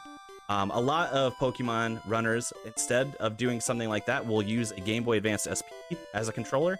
I personally don't like using it because it's a little small for my hands. So I like having a little bit more space. But occasionally, like what just happened, my controller adapter will just go on the fritz for a second, and then my controls will kind of swap, and up is down a little bit. It happens so infrequently that I never really think about it, but it can throw a wrench into things occasionally, like it did. But whatever, we hit another trainer. That one's a pretty easy one to kill, so it's not like it causes us a lot of grief. Just slow. We still got oops, I forgot to use the bike. We still got everything we needed. So that was good. No harm, no foul. Oh yeah, I do want to get on the bike there. Yeah, yep. Now, before we head over to Koga, we are going to head into the Safari Zone. Not to catch any Pokemon, unfortunately, but there is a couple of key items that we need to get here to progress the story, as well as, get strength here as well, which is obviously very important. But weirdly enough, we're going to pay entry to go into the Safari Zone to then use a repel and not encounter any Pokemon. This is one of my favorite parts of the run because it's just chill. We're just riding a bike through a park, basically. There's not a lot of thought to it. There's not a lot of dangers. There's not trainers everywhere you have to make sure to avoid or anything like that. It's just a nice bike ride through the park. Yeah, and importantly, we cut the bushes on the way through the safari to get to the Safari Zone, which is only faster in red because there's different menu lag between Gen 1 Pokemon Red and Gen 1 Pokemon Yellow. In Yellow, it is not faster to cut the bushes, and it's faster to actually bike all the way around to get into the Safari Zone. Yep, that is correct. Yeah, it's just barely faster. So this is one item we grab, which is the gold teeth. We have to give those to Warden later on. The movement is always awkward here, but we got there. And then we talk to this person to get to the end of our zone that we receive. This is actually the Surf HM, not the Strength. But we will get Strength here. Weirdly enough, we walk outside and we can dig out of the park. Don't have an exclamation for that for you. And then we're going to take our Spearow back over to Fuchsia. Gonna menu quick here. Take our bike and head directly in.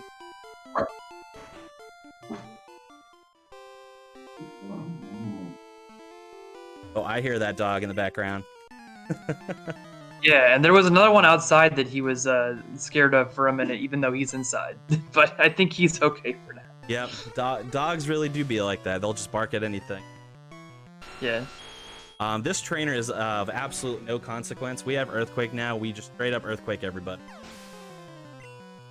The next trainer has a little bit of consequence, especially because my health is a tiny bit dangerous. It's not super risky, but I could die coming up. It's risky, just risky enough, I would say. So the next trainer has, past this one that we're fighting currently, has a Drowsy and a Hypno. Drowsy will go down in one shot. The Hypno has a tiny chance to go down in one shot if we crit it, which would be great.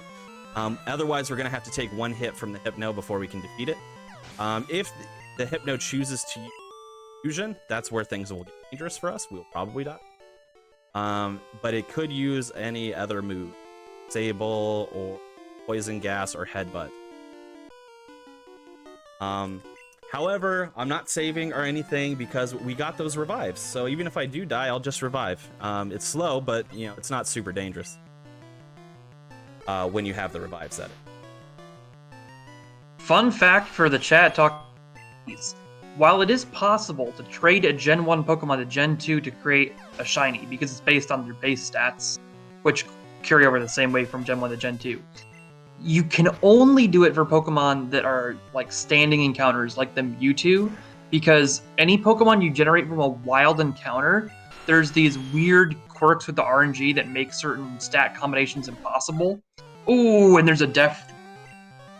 Yep, that's all right. That's like I said, it could happen. Yeah. But with the impossible stat combinations, it's only possible to make shinies out of standing Pokemon. It's not possible to get a shiny in Gen 1 from a wild encounter and then trade that over to be a shiny.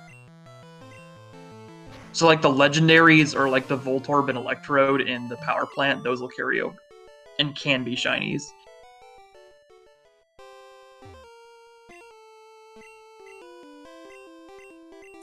I just realized I shouldn't have used Spearow there, but that's okay. I should have used any other Pokemon. And that will matter later on. I'm gonna have to figure out what I want to do. There are a pretty good number of scary fights, Kuiki, and you might be seeing that now because Conception's having an interesting time here navigating Koga Gym. But we know a lot of the backup strats to get through it. Mm-hmm. You know, I know what I'm gonna do. So I was having an internal struggle here. So I died, so I swapped to a Pokemon. I should have swapped to any Pokemon that wasn't Spearow, and that is because we're going to use Spearow much later on for another Pokemon swap in one of the and it's important that it's Spearow specifically, fortunately. So it was kind of unfortunate that that's the one I went to. But what I will do, there is an extra revive that is in Giovanni's gym, so I'll pick that up and then I'll revive Spearow. Mm-hmm. And just to avoid confusion, that death was intentional. This one was on purpose, yeah. This one is scripted. And so what we do is on that Weezing, we hope to get elixir 1 to heal all of our moves PP. And then we take an intentional death on self-destruct there because it's decently fast. For 1, but 2, we're gonna now use rare candies. We have 3 of them currently, and we're gonna level up 3 times. Whenever you level up, it obviously increases your base HP. However, it also gives you that HP in return. So I've, in theory, revived myself while leveling myself up. But in addition to that, I've also made my health very low, which we get to now exploit the bar. Great.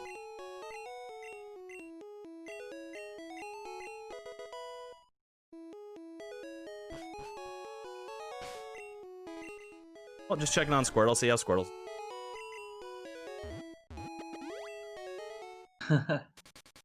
Now we fly back home.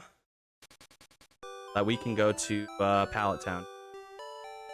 We are now Super Repel. And then scroll a long ways down. Each surf to our score.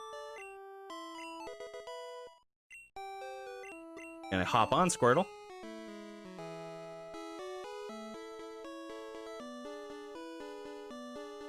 Make our way south. Now we're heading to Cinnabar. You might have remembered as a childhood crossing this vast ocean filled with Pokemon trainers, and to kind of break the illusion for you, if you surf down there and go left 1 tile, go straight down, you're just gonna hit Cinnabar. Like, you don't have to go that far out of your way. Here it is. Voila. And here we are in the Pokemon. No trainers here to fight, but we have to grab a couple of items. 1, we have to grab the secret key, which allows us to get into Plains Gym later on. But 2, we're also going to grab a rare candy and a TM for Blizzard.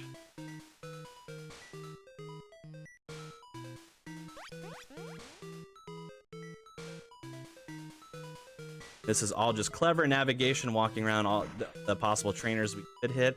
And we actually are very, very precise with our movement here because we're going to get to this Pokeball, which is the Blizzard TM. And we actually exactly have, I think it's one more step before our repel tile would wear off. Yeah, a couple. You have to make like I think two mistakes.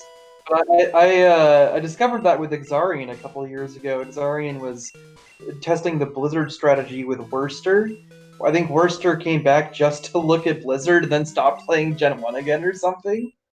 But then out of that, I was also looking at stuff with tasks and figured out, oh, you can use. I wouldn't have been looking at it for tasks, but I figured out you can just use the repel in that bottom corner of the Pallet Town, and it lasts exactly through the Blizzard. Yep.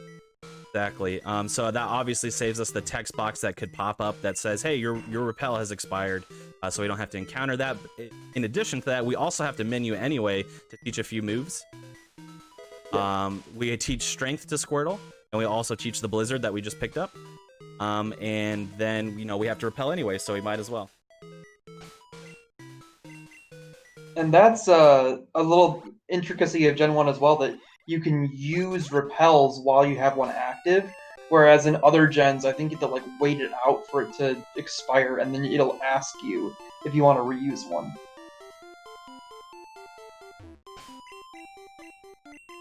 So now we are going to fight Erica. You might still be wondering, hey, we are an hour and a half roughly into the run. We have 4 badges. No, we still have to get 4 more, and we still have to fight the Elite Four. How am I going to do this in half an hour? But you will see now that we are kind of on a boss rush of. Boss rush is exactly it. Yeah. So what we do, in the middle parts of this run, we basically get all of the story beats out of the way that we have to.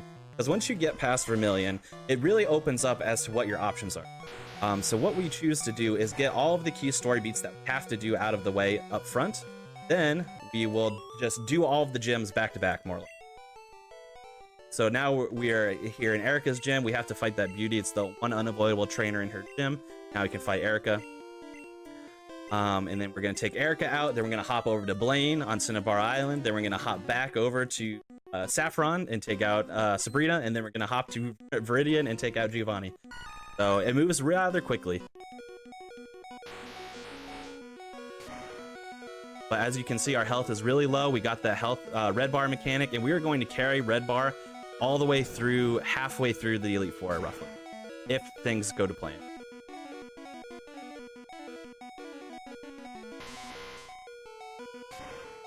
That's Erica down.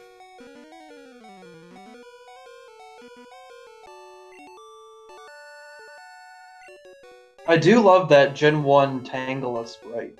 Mm-hmm. Especially in red. In yellow, it's a little bit weird. Here we go. Jeez. Interesting note. So you might have noticed the past few gyms as well. After every gym, you will receive a TM from. Koga and now Erica have both said when they are completed, you don't have room for this, which is actually faster. So we are very careful with our inventory management to the point that we keep our bag full so that we don't have to receive their TMs. A lot more text to do. But now we're in the Cinnabar gym where we have to repeatedly answer quiz questions or fight trainers. Obviously, it is faster to answer quiz questions. So we're just going to go through the tedious part of answering all these questions correctly. Fun thing to note, it's going to look like I'm pressing yes for every answer. However, that's not the case. If you press B instead of A when you get to the yes or no text box, you will select no instead of, so it saves you from having to scroll down and press A. It's faster. Just correct. If you're wondering, the answers that I'm doing are yeses first, then it's 3 no's, no, no, no, and then yes, and then yeah, A, B, B, B, A, B. Yep. If you're doing the and, buttons. And what was I saying? Oh, in red, this is one of the very few points where something is slower in red than in yellow, because every one of the questions in Blaine's gym in red re-explains how the quiz works, and in yellow they removed that, so it only explains how the quiz works on the first question. Yep. So yeah, it's one of the parts where you can pick up time in yellow over the red route.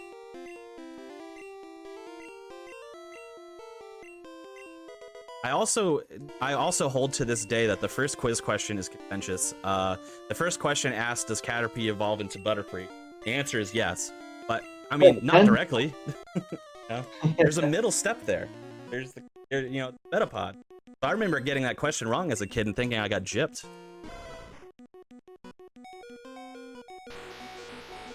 Okay, cool. Got the fast option here. So, Blaine is entirely free. Nothing can go wrong as long as I press everything correctly. The one thing that there is variance is if Blaine chooses to use the Super Potion first, regardless of what happens, because as you could see, we set up with X accuracy, so we didn't attack Growlithe, so he used the Super Potion for literally no reason. But it's faster for him to do so. The other option is that Growlithe can use Agility, which if he uses Agility, he'll get to do another move again because he'll be faster than us at that point. But because he used Super Potion, the second turn, we were faster. It actually saves us, I think it's 3 seconds. Come on. Getting Super Potion over.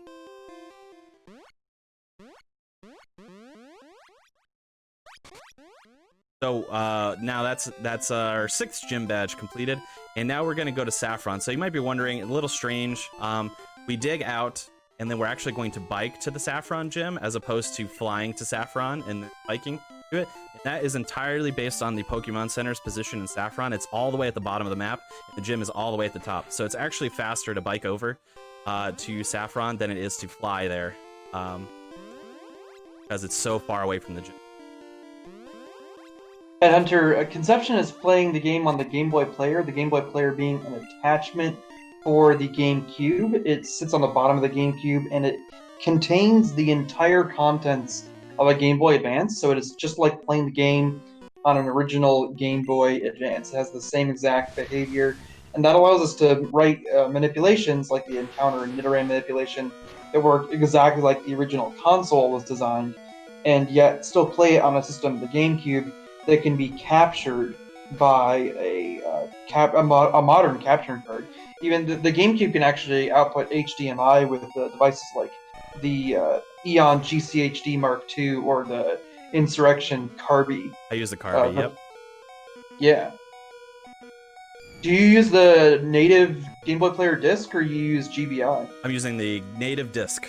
So all the old stuff, basically. Right. I think I remember asking about this because of one of your, I was verifying one of your runs. Yep. So I use Game Boy Player and I use the native Game Boy Player disc, which is a valid question for Kevin to ask because the Game Boy Player disc is hard to find and expensive. And sucks compared to GBI. Yeah, it definitely sucks. It definitely sucks in comparison to GBI. But that's what I have, so that's what I use. Yeah, it works great. It's really just the comparison with how great GBI has made the Game Boy Player so identical to the original console. Exactly. So that is Sabrina taken out. One fun thing that I always like to bring up with Sabrina. So, not a dangerous fight at all, but it's specifically related to how precise the routing is. So we defeat the Kadabra, I believe is first, and then the Mr. Mime. We level up after the Mr. Mime. That level up that occurs makes our speed exactly 1 point higher than her Alakazam. Just 1 point. So that just makes, if the Alakazam was faster, obviously, it would just completely destroy us. So that just speaks to how precise the routing is. Always an interesting thing to bring up. All right. Yeah, you can only dig out of specific buildings, and they only patch certain of those buildings in yellow. So there's some glitched ones in red, and there's fewer glitched ones in yellow, and so on and so forth. My timer again? I just noticed that. Yeah, your timer is starting from scratch. Oh, interesting. I wonder if my splits have messed with it. Because I also have my my regular splits up. I wonder if that's what's. Sorry about Yeah, that. I didn't say anything because I thought that you had gotten the ping from. Oh yeah, I'm not looking at Discord whatsoever. Sorry about that. I'm really sorry if my timer has been messed up. I will report the final time at the end. I did not know this whole time. Apologies about it. I did some testing to make sure, because to set up my hotkeys so that I could still use my splits as well as the timer. And I thought I had it set up correct. I did not. Apologies. It was working for a long time. It just stopped working like a couple minutes ago. Weird. Very weird. So we're in Giovanni's gym. We actually just dealt with easily the hardest member of the gym, and it's not Giovanni. It's that karate. No, black belt is what it's called. Couldn't think. The reason why is I saved before it because if we had gotten karate chopped, we would have died most likely, unless we didn't get a crit. But karate chop is a high crit chance. The reason why, it might have been fine because, you could just easily say, you have a revive, so if you die, so what? But if I revive, it's going to take me out of red bar, and I really want to keep red bar as long as I can. To the point that even if I had died there, it's faster for me to reset and try again than to heal and have not have red bar.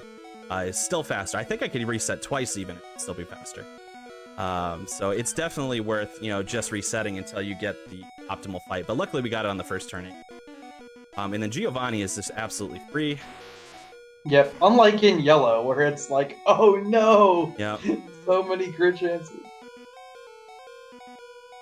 We just take everything out with Earthquake until his Rhydon, which we actually take out with Blizzard.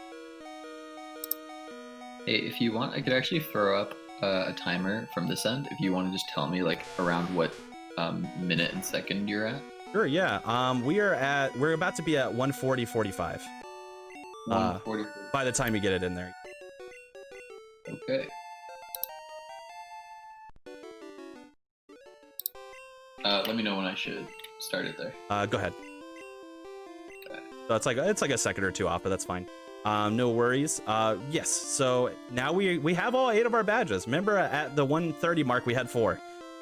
So in 10 when minutes, you guys thought we were getting badges. fast to 6, we just got another 2 more. Now we're at 8. Yep, exactly. Like I'd mentioned before, this is my solution to accidentally using Spearow when I shouldn't have. I picked up an extra revive there, so that I can revive Spearow back to life. And now, so now we're heading over to Victory Road. Remember this little patch of grass is where we started our journey, more or less. Throwback. Yes. Not to be impeded, unfortunately, by our rival yet again. So we get to fight our rival again. This fight is interesting in a few ways. So there's a lot of little variances to the route. For example, I could have grabbed a PP up earlier in their game, and that would have increased my my PP from 5 to 6 on Horn Drill, which would make this fight free. I did not do that just because it's a little bit out of the way. So what I elect to do instead is I will still use an X accuracy, though I'm not going to be using any horn drills here. And I'm going to do some unique situations here. We'll use an X accuracy and an X special. That is just to kind of take everything out. Gyarados here is fine. We just Thunderbolt it. The next Pokemon that our rival's going to use is Growlithe, which we can actually set up again on if we need to, which I'm going to use second X special here. The reason why we know we can set up, it has to do with the AI of the trainer. So if you want to talk a little bit about that, Kevin.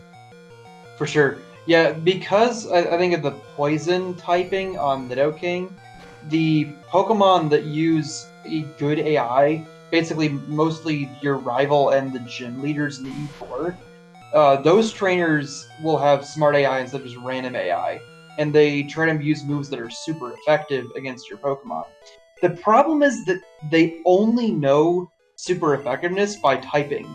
They don't know whether a move does damage, or if like they only have one move that does a stat change. Maybe use that once and do something else afterward. No. So if a Pokemon does a move like Agility that raises its speed, it will think it's super effective against you if it has a type advantage, because Agility is a psychic move, and it will repeatedly use Agility, and it can't do anything else against you. So yeah, obviously our rival has that quote unquote smart AI. So I knew for a fact that Growlithe had agility, and I knew it would spam agility, so I can take my time to set up if I needed to use an X item or whatever the case. So I chose to use a second X special there. I do this all the time. I want to use Surf here, not Strength. Just fat thumb the input. But the reason why, so an X accuracy wasn't necessary for me to do. The reason why I chose to do is because the only dangerous Pokemon in that fight is, if I had 6 PP for my Horn Drills, I would have just used that X accuracy and Horn Drilled to death. It wouldn't have never stood. I don't have 6 PP, so what I choose to do there is I will use an X accuracy, which guarantees that my Blizzard is going to hit, so I know it won't miss. And then the Blizzard is a favorable range on the Venusaur, but it still has a chance to not kill it. So I kind of use and pray there. If I had died, obviously I had the revive.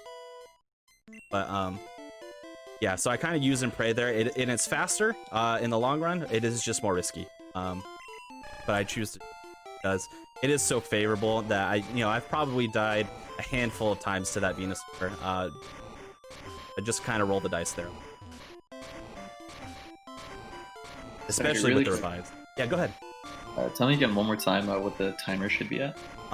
So right now it's at 145.05. So if we are resetting it from the beginning, set it for like 145.20. Perfect. Okay, I'm ready for it. All right. Go.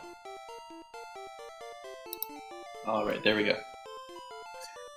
All right, so we are at Victory Road here, which, if done correctly, we will not be fighting anything in Victory Road. We are just going to solve these boulder puzzles. I say if done correctly because you can, with imprecise movement, run into trainers by accident. I'm going to attempt to not do that. But it is also precise in movement to the fact that if you move properly,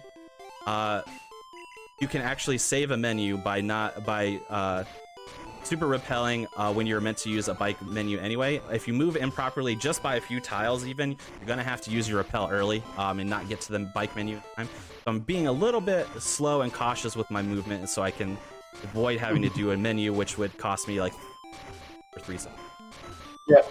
Yeah, but you also can't be too slow and cautious, because if you stop and start, I believe it causes turn frames, which burn extra repel checks. Exactly. Yep. So you can't be. Yeah, you can be cautious, but not too cautious. Yeah, you have to find that middle ground.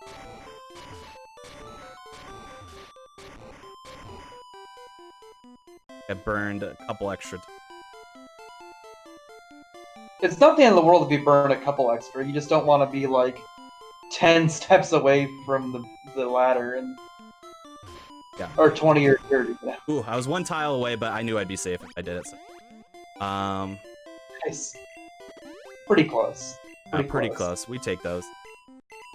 All right, and then this is the last ball. The menu here is a really fun one in tap because you get the 2 menus in quick succession with all of the using item down below, which sets your cursor back to the top, where you can use the bicycle.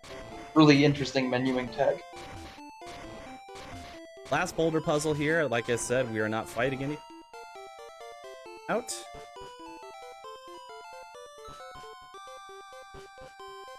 We are. So typically what we would do here is we would actually deposit 2 of our Pokemon. We would only keep our Nidoking, obviously, and our Flyer. I'm not going to deposit. I could deposit 1, but it's not really worth the time just to deposit 1. So I'm just going to keep it as is. Keep our party. The reason why it's worth depositing in a PB attempt is because after you complete the run ends after your Hall of Fame sequence, so it runs through every Pokemon in your party. So the less Pokemon you have, obviously, the faster that's going to go. But because we have a revive and we need to swap, I'm just not going to worry about it. I'll take the 15 seconds. In case I have to revive if something goes terribly wrong. The alternative, obviously, would just be saving, repeat.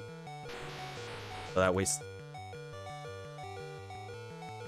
But so we also take advantage of the smart AI hero. I mentioned having to swap to hero specifically. and that is because Spearow is a bird, and bird types are weak to ice. When we swap to Spearow, it will cause Dugong to use Roar Beam. And the AI of Dugong is also set up that whenever it uses a Roar Beam, no matter what, the next move it's going to use is Rest. So what we do is we swap to Spearow, so it dies to the Roar Beam. We know it's going to use Rest next. So we take that Rest opportunity in order to use our X accuracy, and then we Horn Drill the rest of the Pokemon that lure. So that is kind of how we manipulate the Lorelei encounter. There is a strategy that we call YOLO Lorelei, which is you just hope that you don't get a Roar Beam when you use Nidoking. It's I believe it's 25%, if I remember correctly. Maybe 20%. 20%.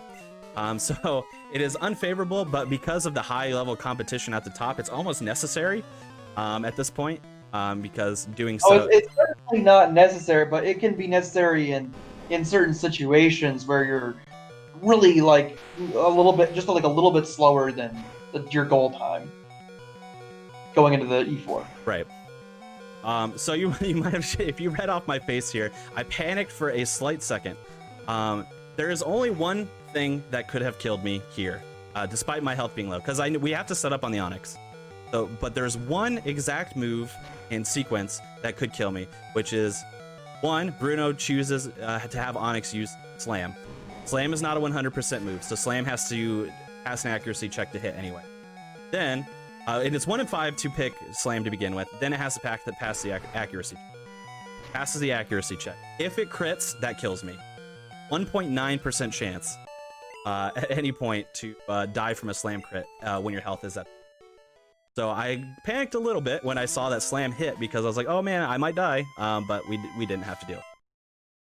Yeah, just a reminder here for the E4, the Horn Drills are all hitting guaranteed because the exit accuracy uses we're doing remove the accuracy check from the game for the course of our Nidoking being out in battle. And because we're only using Nidoking, we don't have to worry about accuracy at all. Exactly. So Agatha is an interesting fight, to say the least. It's the strategy that I've used now, which is actually, so I've healed a little bit, and I actually will use a rare candy to hit 52. It actually makes this significantly safer than what it used to be. But it's still a little bit interesting because you could get Hypnosis like this, which makes things forward. It's not the, oops, passed it. It's not the end of the world to get Hypnosis here. It's my, where is it? There it is. There. Yeah, but it's both paralyzed. Yeah, there we go. So I have a Poke Flute, so I can evade sleep. So especially if we use a Dream Gear here, it's more or less fine. We have to use a X Special to be able to pass through Golbat coming up with Blizzard. Pass. But once we pass that initial Gengar and we Blizzard through the Golbat, it's safe at this point. The only thing that could happen that would make the Golbat weird is that since Blizzard is not a 100% accurate move, Blizzard can miss. And then it could use a move called Haze, which removes all status effects, which would cancel out the X Special I used, and it also cancels out Badge Boost. So the last Gengar that I would fight would actually be faster than me, which I then would then use an X Speed to counter, but I don't have to worry about that. Didn't have to counter it. Yeah, Moody John. We do not save at all when doing normal attempts of this game, except for the saves that you have to do and counter and RNG manipulation for good Pokemon. Yep, exactly. Yeah, you can use the Poke Flute to wake up Snorlax. You can use the Pokemon Flute to wake up your own Pokemon in battle. It's great. Very useful on fights like Agatha. So we're going to Elixir. We're going to Super Potion. I'm going to also Potion. And I'm actually going to do a slightly risky thing, but not really, because I have a Revive, which is not safe for land. Worst comes to worst, absolute worst comes to worst, I saved before. And we're doing okay on time. So the reason why you would want to save before Lance in an attempt that you don't want to die, basically, is because we are going to set up on Gyarados here, and he's going to use Hydro Pump Gyarados. speed. If we are crit by the Hydro Pump, we're dead, even from full. If it doesn't crit, oh, see, there you go, we got crit. So if it doesn't crit, however, we will still have some health left as long as we heal above the 129 range. So not the end of the world here. Yep. Gonna revive. So then we got all those extra revives. Yep, exactly. Gonna revive. We're gonna super potion. And hopefully Gyarados decides to kill us at some. We could probably swap, but it's smart AI. Does he just spam Leer? Am I actually just soft locked here? Oh no. Nope, there we go. Okay, we're not soft locked. That would be confusing. I was thinking too, because Leer is a normal type move, so I know he has that Hyper wouldn't Beam. make so any sense. Yeah, I was like, he has Hyper Beam. He could use that, right? Yeah, but no, we're okay. All right, so we're gonna attempt this again. Yeah, you didn't want to switch back because even if you had gotten Hydro Pump on the switchback, you needed to reuse an X item. So we would have to hit it twice, which is why I healed up again as well. But this is what you would look to get. Hit but not crit, and then now you're in red bar. That's basically what all this means at this point is I will definitely save before our champion fight. Just to be safe. Yeah.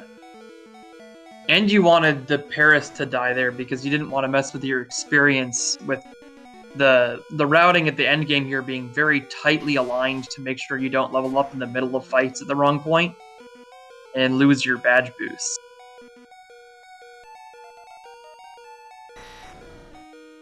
Yeah, so that's Lance. Unconventional, but we got through it.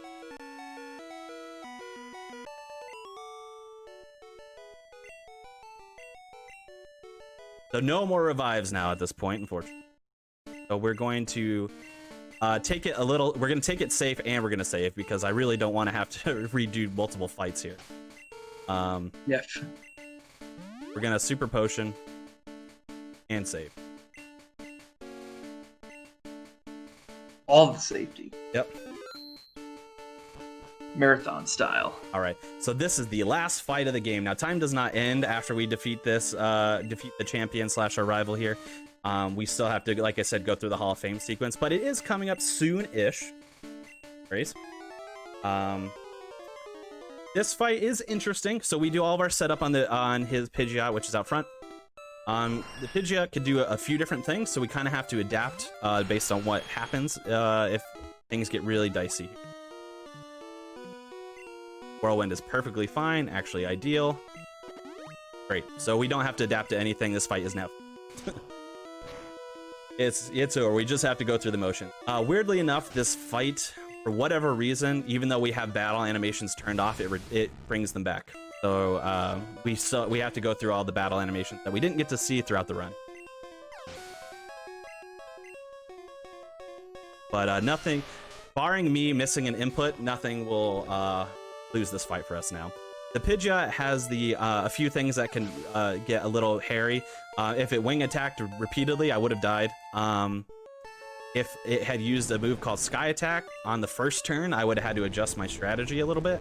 Because I used X special first, so I actually would have killed it before using an X accuracy like I did, and then I would use an X accuracy. So yeah, just a little bit of adaptation we had to have. We got the ultimate safest route, which is Whirlwind twice.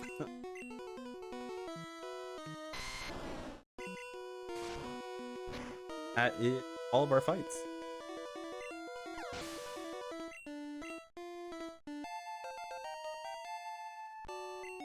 A defeat a day. Yep. Good job, Conception. Thank you. Finishing I a Pokemon run in a marathon. It's always an underestimate too, which is an even bigger challenge. Pokemon is one of the most unpredictable kind of runs that you can think, especially any. Setting an estimate is always difficult because you set it to be your worst possible time, but even there are things that could happen to make your worst possible time even worse than you could have ever imagined. There is a possibility, but luckily, RNG went enough in our favor and my mistakes were minimal enough that gonna finish Underestimate, and just sub 2 hours it looks like. So that's good. Cool. So yeah, we just have to go through our Hall of Fame here, so I'll take the time to do kind of our shoutouts now because there's nothing. But we will get ready on time. But yeah, thank you so much for GSA for having me. This is actually my first of 3 runs in this event, so I really appreciate you guys featuring me so heavily. Just wanted to shout out as well a couple organizations I'm a part of, Venatio Esports, as well as POQ, Pocketful of Quarters. So thank you guys for having me on board your team as well. I wanted to shout out Kevin here for excellent commentary. As always, thank you so much. Thank you, Conception. I appreciated watching your run, and I hope you have a good time with the rest of your runs in the event. Yeah, thank you so much. If you like Pokemon, I'm going to be running a Tower 2 Fists run tomorrow. And then if you like other games entirely, I'm also running Grim Fandango. Here comes time. And you can see how much dying and resetting we do with that big discrepancy with the in-game time not tracking when we were doing those resets. Yeah, exactly. So yeah, thank you guys so much for watching. Yeah, if you're interested in Pokemon speedrunning as well, we have Discord set up for multiple generations, depending on which generation you're running. If you visit our speedrun.com pages of the game that you're looking for, it will link directly to those Discord. We have resources abound. Everyone's willing to help you. Feel free to join those, and we will give you a hand with whatever we can. Oh, yeah. Otherwise, yeah, that's all I got. I appreciate you guys having me.